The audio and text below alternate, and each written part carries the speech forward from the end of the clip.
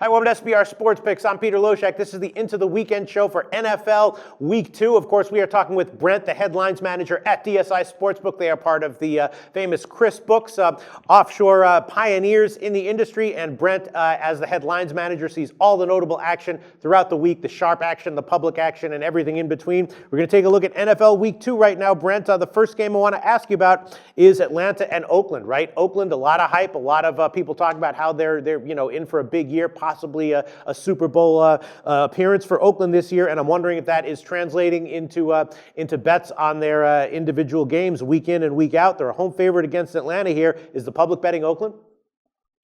Yeah, it's a situation where you it's tough, when you're coming out with your opening number. It's like you've got kind of support on future market from Oakland.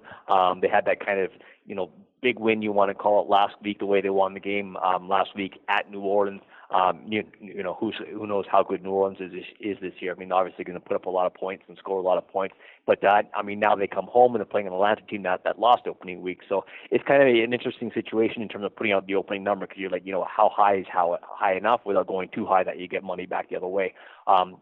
I do have about 3 times as many more wagers bet on Oakland, which, kind of indicates that the public is supporting them. Right now, they're a 4.5 point favorite at home. Now, that line was 5.5, and the big full point move is because of sharp action on Atlanta. Wow. Atlanta money came in at plus 5.5, and also money line action on the Falcons at plus 190. So I do have a situation here where I've got more bets on Oakland and more money on Atlanta, which is no surprise. It's definitely more public action that was betting Oakland, and definitely, Sharp took a big swing on Atlanta. All right, sharp public split in the Atlanta-Oakland game. The next game I want to ask about is Cincy-Pitt. This is obviously, a huge rivalry game. People love this game from a fan perspective. I'm guessing that there's unusually high volume for this game, Cincy-Pitt. As far as the sharps touch it, I couldn't guess, but I'm definitely going to guess this is a very high volume game, right? Yeah, there was a move on this game. Pittsburgh was a 3.5 point home favorite. They're down to a 3 point favorite right now. Now it is -3, -120. Some places are like 3, -125. But the only sharp action that I do have on this side is on Cincinnati plus the 3.5. So they're a definite sharp side there, plus 3.5, and the money line as well, plus 155. So Cincinnati got the money there. It's this division the way it is. Every single year, it's kind of, you expect Cleveland to be at the bottom, and you expect kind of Cincinnati and Pittsburgh to beat the crap out of each other at the top, and that's kind of the way people are expecting this game to go. When you're talking about a 3 point favorite in NFL, you're saying on a neutral field, they're probably basically a pick 'em, and these two teams, if you put them on a neutral field, it probably is a pick 'em. This is a case though where I did get sharp action early on Cincinnati. That was the plus 3.5. I have twice as many wagers in terms of straight bets on Pittsburgh, and if I count parlays and teasers and stuff like that, goes up to about 3-1. So we're still getting support for Pittsburgh, obviously, but the early sharp action was on Cincinnati, Peter. All right, I took Cincinnati myself at plus 3.5, Brent. But then again, I took Washington last week, and that was a huge loser. So maybe the sharp sides that I'm on are the sharp sides you want to avoid. What do you think? What happened with that Washington? I thought that was a winner, Brent. It's funny. There was a guy back in the day who used to say, I'd rather lose with a good number than win with a bad one. And I was just always, you hear the record scratch in the back, and you're like, huh? I'll just win, and I don't care how it comes. The Pittsburgh game last week was crazy. I mean, we talked about, I think, when we were talking about the game, it was still around 3, maybe $3.15.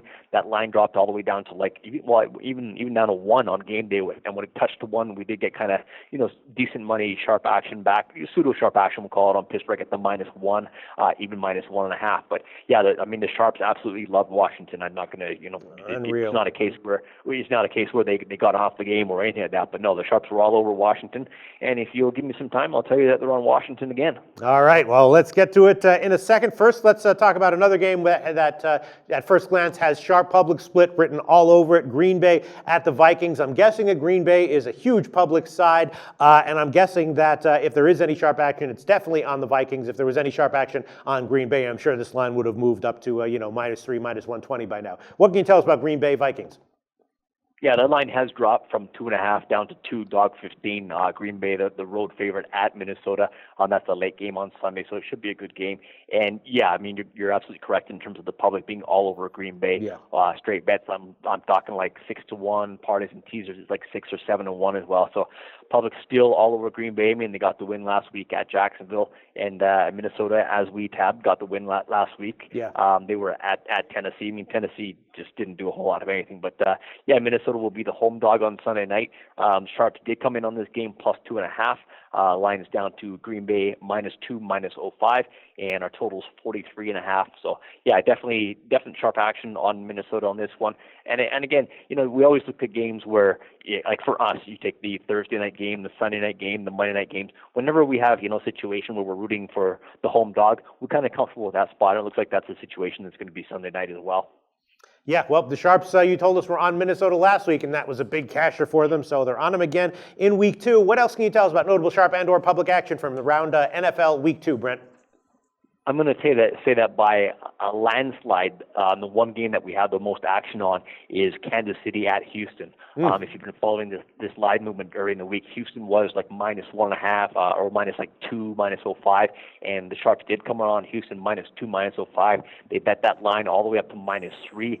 It got to Houston -3, dog 20, and that's a situation where the Sharps came back on Kansas City at the +3, -120. They came again. We dropped down to 2.5, -0.5. They grabbed Kansas City again. So just want to mention this game in terms of the massive volume we have on it, and this is a situation where we've got Sharps on both sides of the game beating the heck out of the number. Again, they came -2, -0.5 on Houston. They took the +3, -120, and +2.5, -0.5 on Kansas City. So huge volume.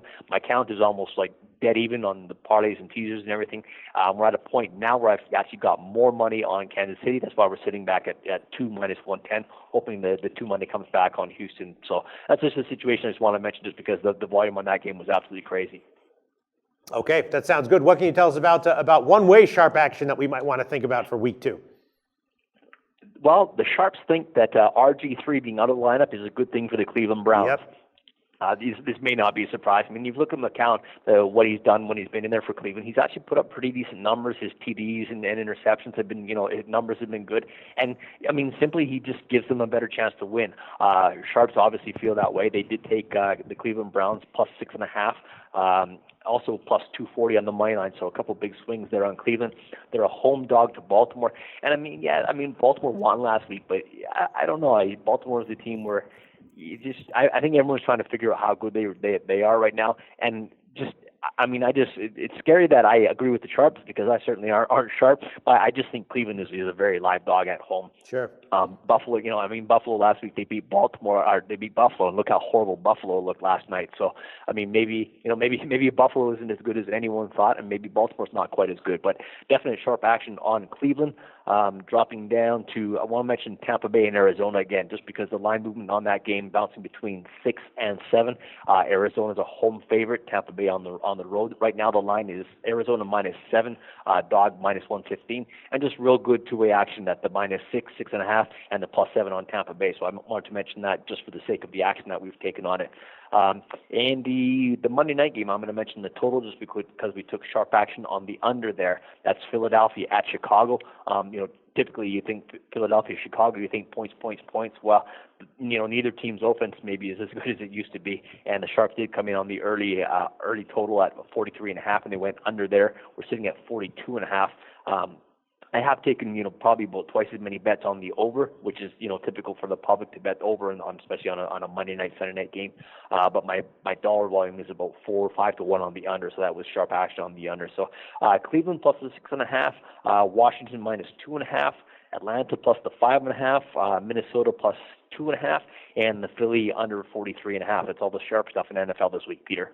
All right. I hope you're right, Brent. I definitely, in our videos at SBR, I gave Washington -2.5, and I gave the Browns at +7, although I also gave Green Bay on the opening line at -2.5. We'll see how it all shakes out. Brent from BetDSI, thanks so much. We'll talk to you again next week for NFL Week 3. Research before you bet. Be sure to check out SBR Picks for the best game predictions, breakdowns, and much, much more.